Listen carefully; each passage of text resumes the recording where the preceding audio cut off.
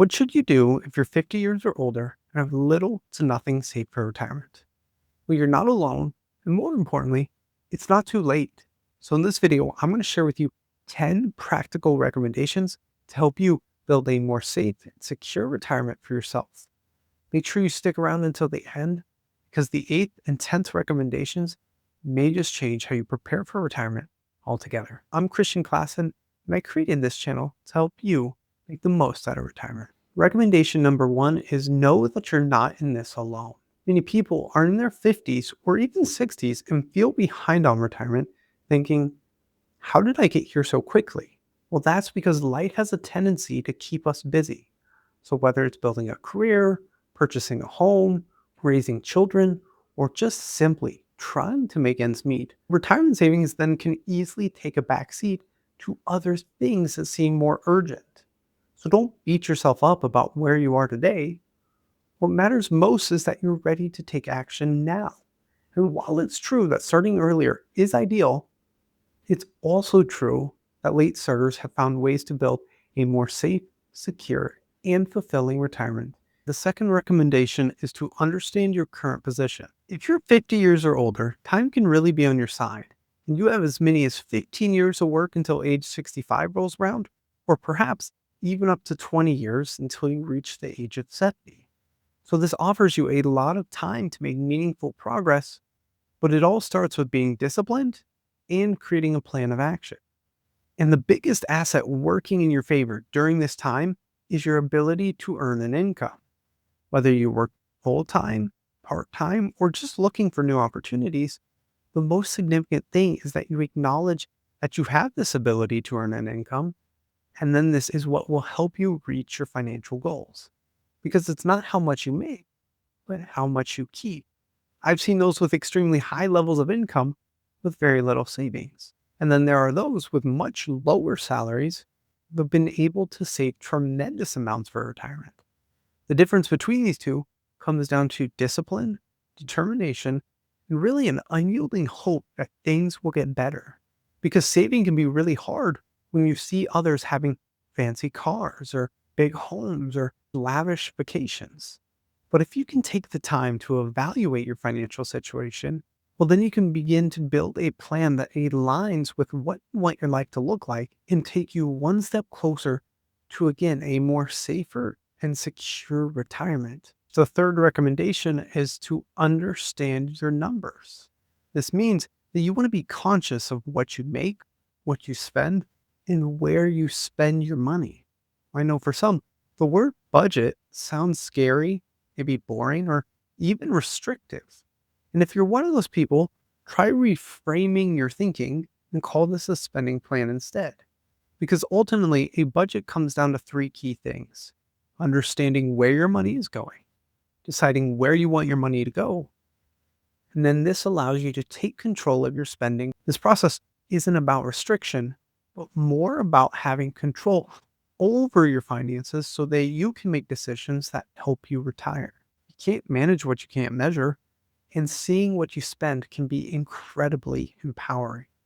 Once you see where this money is going, I've seen spending be reduced by 10 to 30% shortly after. So take the time to begin a 30-day spending review. Now, don't handwrite it or use an Excel spreadsheet unless you really want to.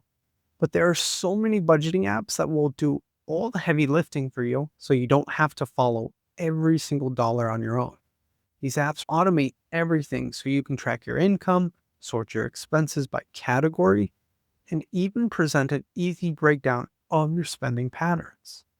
Now, I personally use Empower Personal Dashboard. It's completely free and does everything you need a budgeting app to do. Otherwise, you can check out YNAB or Monarch Money as well.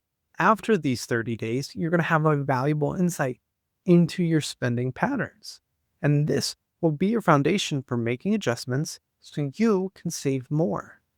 You might surprise yourself with how much you're actually spending on things that maybe you don't need. But remember this, it isn't about being perfect. It's about progress and giving yourself the tools to make informed choices about your financial future. The fourth recommendation is to build a financial base. So if you don't have an emergency fund, This should be the first thing you save up for. This shouldn't be invested and should only be used for emergencies. Your goal here is to aim for 3 to 6 months of expenses before saving for retirement. Because if an emergency arises and you've not saved for that, well, anything unexpected that comes up can and will derail your progress, and you could be back where you started, if not farther behind. So just make sure you put this money into something like a high yield savings account, and preferably one that offers a bucket system such as Allied Bank or SoFi Bank. But there's a particular reason why the bucket system is so helpful, which brings me to the next thing to do. So the fifth recommendation is to put your money to work. Now that you understand where your money is going, we can get in the habit of saving for retirement. And like any habit, it's going to take time to build. If we don't put this money to work, it's most likely going to be spent on things that you just simply may not need. So it's best to focus on a system that automates the saving process for you. That's why I mentioned a bank that offers a bucket strategy. So every time the paycheck comes in, you're automating your finances. The easiest way to do this is by setting up 3 different buckets: one for spending, one for investing, and one for saving.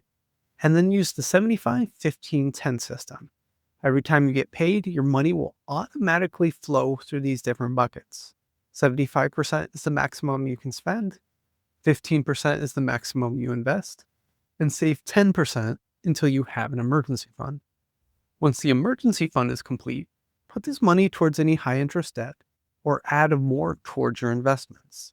The goal here is to make sure that every dollar is being put to work so that you can hopefully retire well, or at least do much better than you would have by not doing this at all. Recommendation number 6 is to increase your income without burning out.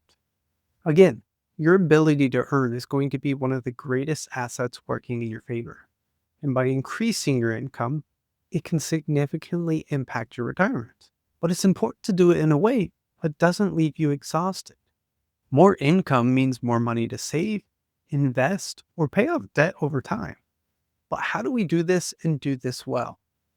Well, to boost your earnings, consider a few of these ideas.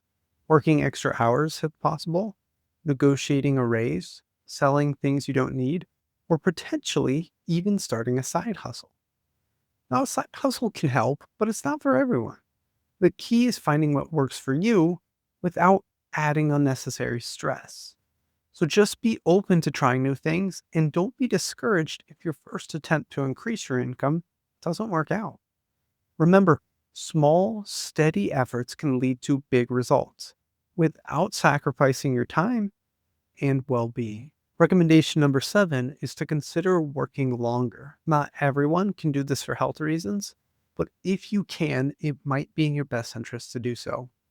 Because for decades, 65 has been seen as the standard retirement age, mainly because this is the time that people consider taking things like Social Security and start Medicare as well. But in my opinion, times have changed. People are living longer, healthier lives, and in many ways, for quite a few retirees, 70 is the new 65. The odds of you or your spouse living into your 90s or even reaching 100 are higher than most people realize, as well as more common than ever. Many people who are in their 70s who still are working, now some out of necessity, but many because they enjoy it. In fact, it's not uncommon for retirees to step away from work only to find themselves quite bored and looking for something new. Now, if you're feeling burned out in your current job, well, that doesn't mean you have to stop working altogether. You could transition into a different role, maybe into something less stressful or more fulfilling. There are quite a few people that take a demotion at work, leaving the stressful life in upper management for a more stress-free life as a lower-level employee. There's nothing wrong with that. But you could also consider a part-time job, or even, again, your side hustle could turn into your main focus. The key is finding work that fits your lifestyle and keeps you engaged, both financially and mentally. Because retirement isn't about retiring from something, it's retiring to something. Recommendation number 8 is investing in your health. If you do this, it's going to allow you to be able to work longer and potentially live longer as well. By caring for your overall health, this is going to be one of the best investments for you before and well into your retirement years. My wife's a physical therapy assistant and sees all the time that when you're inactive, it can lead to severe implications to your health, not only impacting you physically, but also costing you financially. So try to focus on staying active, eating healthy, and taking care of your mental well being, as it can make a tremendous impact on your life. So, by taking care of your mental and physical well being, you're going to have increased strength and stamina. You're going to feel more energetic, and possibly, even though we're not promised tomorrow, extend your working life and earning years in case it's necessary. All the benefits of exercise, healthy eating, and proper stress management go a long, long way. Recommendation number 9 is to consider delaying your Social Security benefits. Delaying your benefits can have a huge impact on you financially. By continuing to work, you're not just boosting your income, you're also increasing your Social Security benefit in 2 ways. First, Social Security calculates your benefits based on your highest 35 years of earnings. So each extra year of work, this can replace a lower earning year, thus boosting your benefit amount. And secondly, if you postpone claiming your benefits beyond your full retirement age, you'll earn delayed retirement credits, which will boost your monthly benefit by a certain percentage for each year you delay up to age 70.